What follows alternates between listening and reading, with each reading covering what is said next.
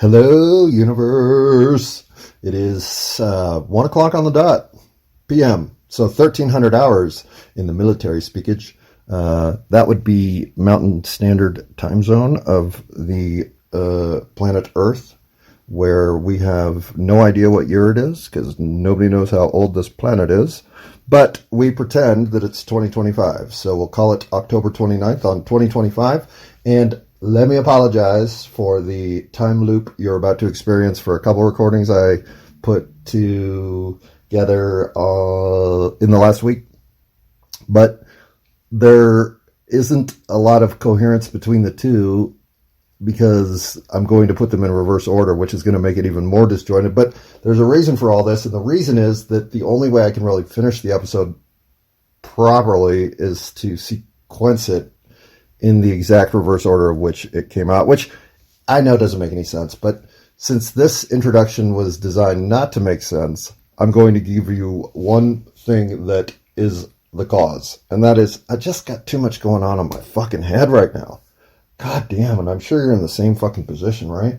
It's just like there's so much that you're trying to get to that honestly, the possibility of getting to it all doesn't exist. And in being inefficiently organized in the first place, I'm forgetting critical shit.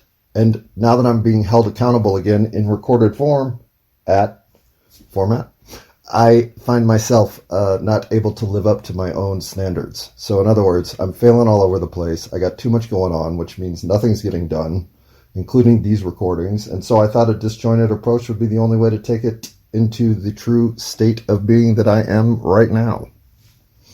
That's all not true, but it's going to work out that way. So we might as well tell the story in retro reverse action that's what we intended to do the whole time, right?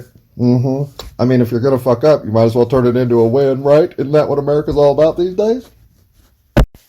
My universe, my universe. Hello and good evening to you all. It is 11:01 here in the Mountain Standard Time Zone on what is the 26th of October. That says Sunday, so I believe it's Sunday, the 26th of October, which, if you're going to put a year on it, pick one.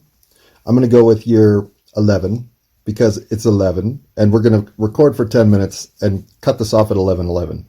Because, unfortunately, I think one of the things, obviously, I have to do is take accountability for my fucking failures. Wait, did I just swear for no reason? Pretty much. Well, I swore for alliteration. But my failures aside, which I will obviously get to, I think one of the reasons that we only want to go 10 minutes here is because I'm a little wrapped up in your failures. And it's just from an interaction I had like an hour ago and having to help a guy through the angst of his divorce and the collapse of self that he was experiencing. I mean, if you're not going to believe in yourself, who is? And if you don't think you're worth every outcome that is awesome that this 3D reality can generate, then why not? And if all of those things are not a burden to you, then what are you doing with yourself? And if it's not completely loving myself and finding every day fulfilling beyond measure, well, then you're not me. Pause. Pause. All right, enough. Jeez, man, pat yourself on the back a little bit, why don't you? Okay, I just did, but I won't do it again, I promise. Well, I mean, I won't do it again in this sentence. Well, I might. Here's the thing. Let's go back to the accountability issue. Obviously, the very first thing I have to take accountability for is that whole episode prior to this one of just never getting back to the point. Okay, I kind of did that deliberately. So I don't know how much apology I really have to throw out there for this one. Because if you didn't get the reverse psychology ironic path of not least resistance or most resistance, probably path of most resistance. If you didn't see the navigation as I was trying to determine a path to nonsensical outcomes, well then you probably are a lot more driven by systems and coordinated outcomes than I am. Oh my God. You know, do I even do this? One of the reasons that I haven't recorded for 5 days is because after Tuesday's recording on Wednesday, I recorded 9 minutes and they were just not good. And I've been thinking about why they're not good for the last 4 or 5 days. And I've come to the realization it's mostly because I'm out of practice. It's also because I won't stick to the points that I got on to speak about ever. And it's also about believing that I can be interesting on anything at any time for any reason because I find myself interesting. But the universe, especially you listening, you don't necessarily find me interesting. That's for sure. And so I'm lost in this little momentum lacus bubblis of thinking if I can't put out exceptional work, then don't put out anything. Whereas before I used to think, well, just put shit out and the exceptional stuff will rise to the top. And that sort of splattershot approach to content generation has at least entertained me and given me something to reflect upon. But I know the whole purpose of what I'm doing here is to reach one other voice and give them the momentum to make the turn they need to make at that crossroads they'll find themselves into the future savior of humanity that they may portend to be. I don't know what their goal will be with all this, but what could you draw from this? I don't even know. But I know that it is vital that they recognize the message I provide as something that is valuable enough for them to reflect on their own life. And this could be you. I doubt it. I hope not. That would be terrible for you to have to think that something I would say would help you find purpose in life. I don't know. I don't know. But believing that is a portal that I must park my boat in. Do we park boats in portals? Probably not. Well, I mean, in my metaverse, we probably do. But if I'm not communicating to you in a way that gives you the opportunity to rethink how much you care about yourself in this reality, then you're probably not the person for whom these recordings were intended. If you are that person, well, then would you at least email me so that I know it's already happened and we could stop already? But then I would have to give out my email address, which I've done. I've even given out my phone number. That's why I had to change my phone number. But still, I think I should delete this. Pause. Good afternoon, universe. It's the 22nd of October, and you can pick a year. I'll pick 2025. Well, okay, 2025 for today, for now. But we know that's not a real year. It's just October 22nd. We'll call it that. And that means happy birthday, Kyle. And not just Kyle's, all you 22nders. Happy birthday to all y'all. But I know it's Kyle's birthday, so I'll give him a special hello. And then, what was I going to talk about yesterday? Oh, right.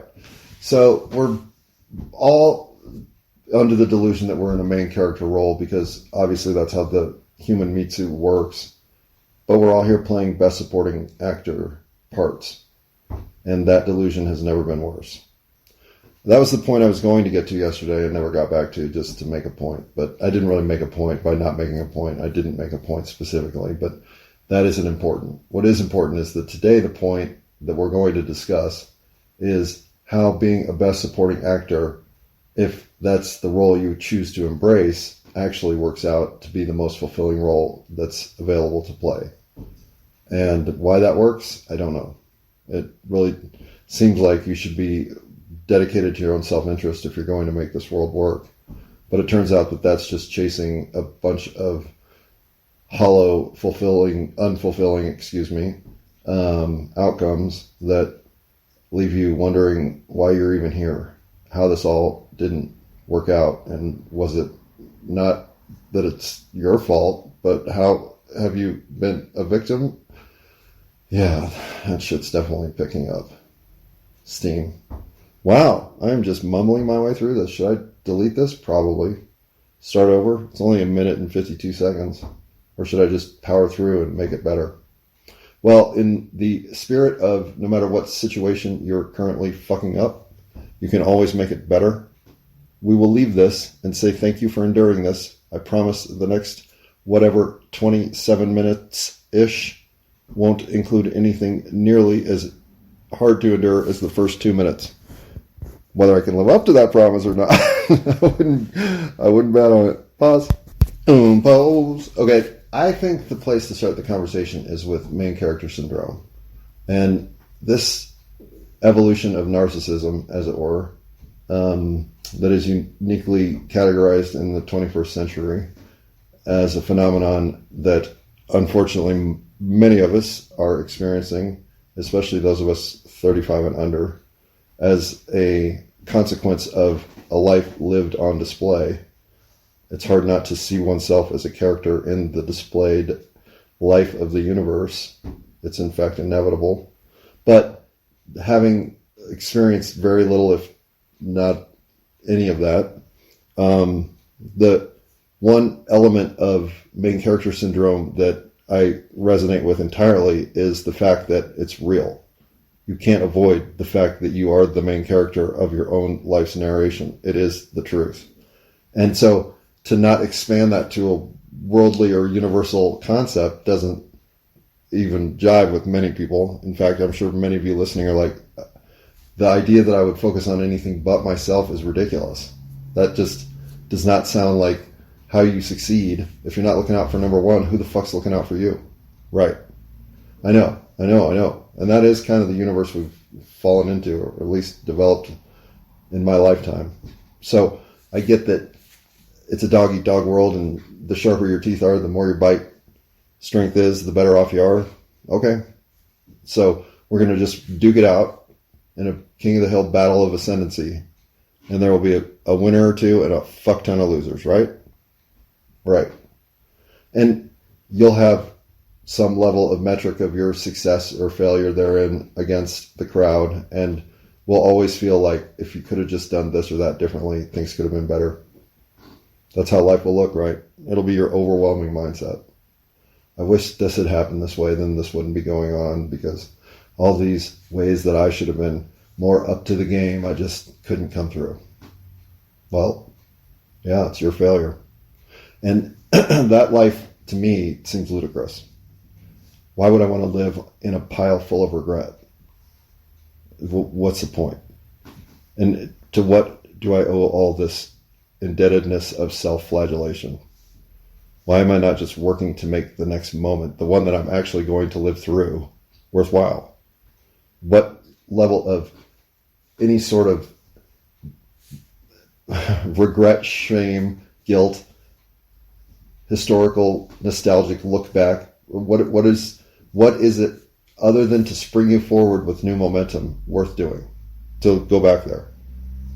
If you have to hold yourself accountable in the moment.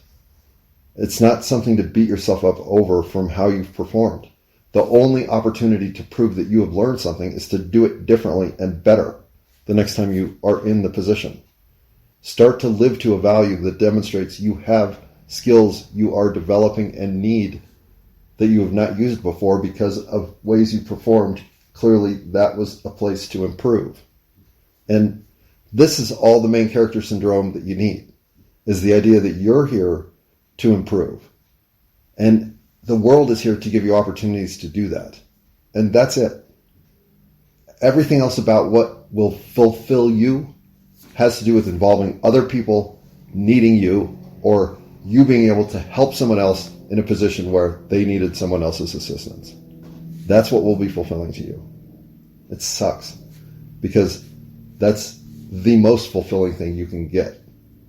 And with the breakdown of the family structure, which used to be one fulfilling way to deliver to a community filled with the next generation, a connectivity that information flowed through back and forth, and potential was realized as the next generation took the reins. And then that stopped happening. Instead, we had fractured families, people who have no interest in children whatsoever, and a power structure that rewards those in control for gaining more and more control than they had when they got there. And with this level of me versus you, I'm shocked it hasn't deteriorated further. But the ways that it has deteriorated are clear. And your life doesn't have to in any way be affected by any of it. you're choosing to participate in a world that has gone haywire. And if you choose to play that, you'll end up with text at the wrong time too.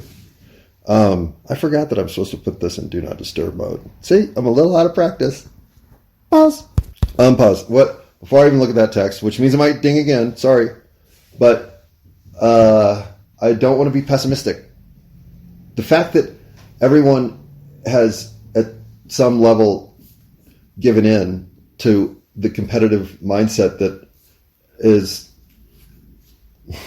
that controls much of the American landscape isn't really avoidable. I am in the most decadent position you can be in.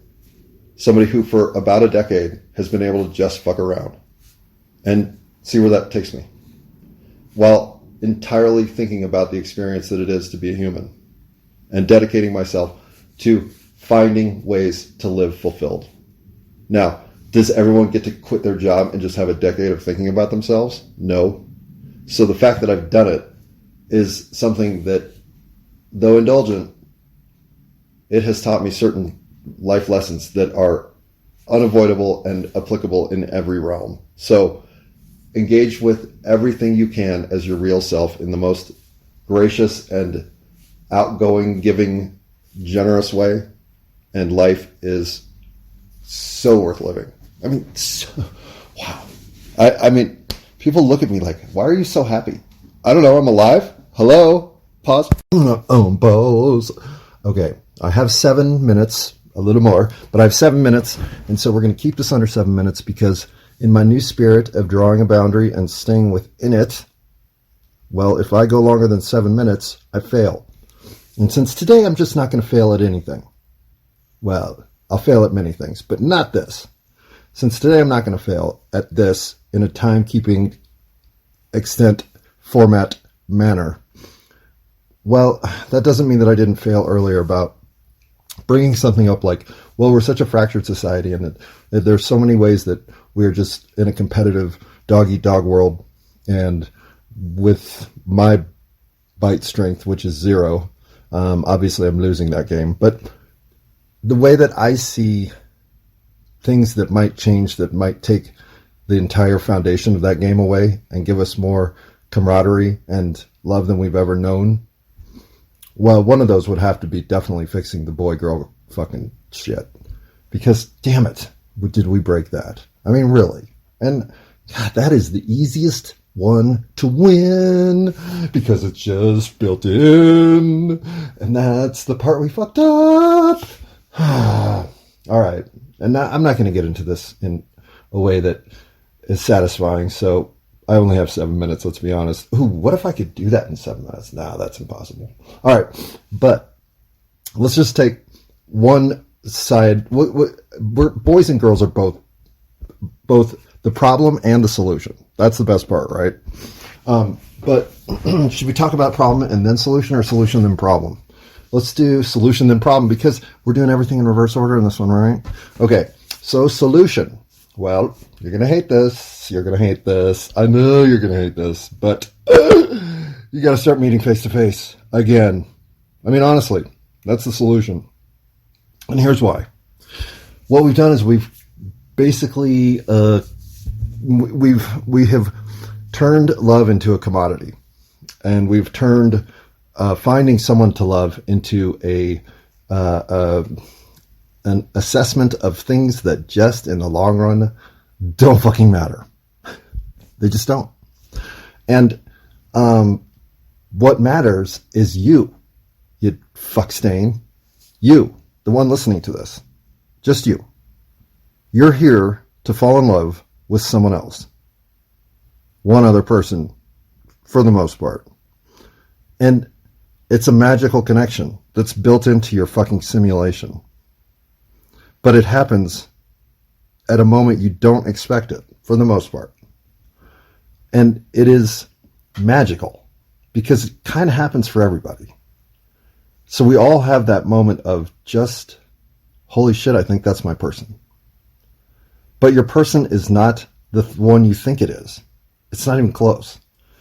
Because what will end up developing the relationship that is forever after is the one that triggers inside of you something you understand you uniquely need. And bam, that's the person who's going to uniquely deliver it. The package that person will represent will be the package you will fall in love with. But to think you know what it is right now? I mean, are you serious? You're just limiting yourself to nothing but this specific type. If it's not the goddamn Michelangelo's David statue, I'm not interested. And if Megan Fox turns 29, I'm still in, but when she's 30, I'm out. Okay, listen, dick shits, all of you. It's not a game of pre-assessment. You don't walk into it looking to check boxes off, or you've lost. And so start meeting people face to face and developing crushes again. It's the healthiest way to live. And you, unfortunately, were born into a technological world that stripped you of the entertainment involved.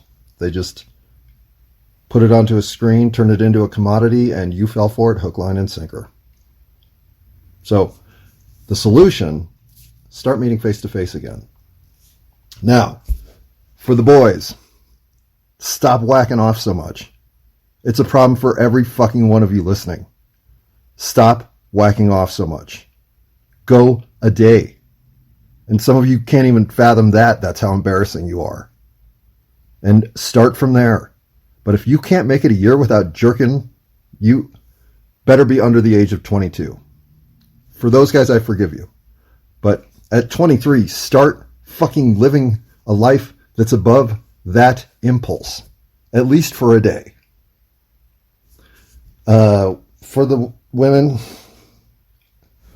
all I can say is it'd be really nice if you would stop undermining each other. But since I know you can't stop that, well, what am I going to say? Pause. Pause. All right. How am I going to wrap this all up and save face in any capacity that has you not disappointed more than me? And I'm already fairly disappointed. I know you are too. I know you are too. I get it. We'll not compete on that metric. But let's start with the things that I need to hold myself accountable to right now. And one of them is being a week late on telling Kyle happy birthday. So now that it's the 29th, happy birthday, all you 29thers. The 22nders, who I'm a week late on officially, publicly, and universally announcing happy birthday to, well, could I be 51 weeks early? Well, no, because then I need an extra day. All right, so I fucked up, right? Like, you don't wish people happy birthday and then not put it out on the day that's their birthday and then put it out a week later like that's not a big deal. That is a big deal. So I'm holding myself accountable for that. Secondly, I didn't even bring this up yet, but I swore I would keep these episodes to 20 minutes, and then I did record into the 30th minute last week, which is terrible. So I fucked up with it. I mean, I knew I was doing it too. That's the worst part. I'm like, I know I set this rule and this boundary that I was going to live by, but here in attempt number 2, I'm going to just push that boundary and move it out of my way. That is so like me. So the question is here, am I putting boundaries in front of myself that I shouldn't be, or am I incapable of living up to expectations that are new and restrictive because when I think something restricts me, I'm just willing to say, fuck it, and push through anyway? I don't know. Both of those don't look good. So I'll just admit that I think instead of having to quarrel with these internal conundrums, it's better sometimes to just abide for yourself to a code that you have decided will matter. And in so doing, you develop a consistency for yourself that starts to help you believe that you can do the same with stuff that really matters. And as you start to understand what matters most to you around you, well, then you can direct your energy in the kind of the reverberation that tells you resonate with this direction and these purposes. And it's almost as simple as that to figure out how to go from lost in life to fulfilled completely in life is to know who you are, to be okay with that. In other words, you have to love yourself entirely. And I know I haven't explained how to get from your self-loathing self to the fully in love with yourself self. And that's a transition that, frankly, is not, that's the key journey you're on. And frankly, the one that you will think you have already figured out in some sort of denialistic way, or B, have no fucking concept how that's even possible. Because there are so many things in yourself that you loathe for good reason that you're willing to flog yourself right to the end of life. And so talking you out of either of those mind frame delusional sets of being your own worst enemy, well, I haven't quite figured out how I'm going to get that all done. But I'm going to. Because you don't deserve this sense that you're not the winningest manifestation of soul energy the universe has ever seen. Because in your capacity to become your truest self, the universe radiates at its greatest and most harmonic capability. And so it is thirsting for you to self-realize. And a large part of that is to believe that you're worth it. So you got to hold yourself accountable. So I will end this before the 30th minute, which I really think I'm going to do, but I haven't edited it all up. So if I'm over 30 minutes already, this will feel terrible. But I think my instincts would be going triggered that I'm fucking that all up if that were happening, and they're not. So I'm going to assume that I'm in good territory here, and I'm also going to assume that the quicker I cut this off, the greater you'll appreciate it. So if I just had a way to... Wait, did I forget something I was supposed to hold myself accountable to, Kitty? Oh, no. Kitty's here, so we had to get him in on the podcast. That's critical, that whenever there's an opportunity to extend this into the other things I care about, well, I'm going to share. And so as I think about the ways that you can today start to love yourself more, the one thing that I can tell you forever is that anything you've done in the past that you feel like is still holding you back is your fault. Because you're the only one who can let that go and truly resolve that in the future that will no longer anchor you. And I know this sounds silly, but there are plenty of people who won't even consider forgiving themselves enough to get there. Well, to me, and believe me, I've had to forgive myself for a lot of shit. But to me, that's an apology that's long overdue. In other words, forgive yourself already. Come on, there's tons of other shit to get to anyway.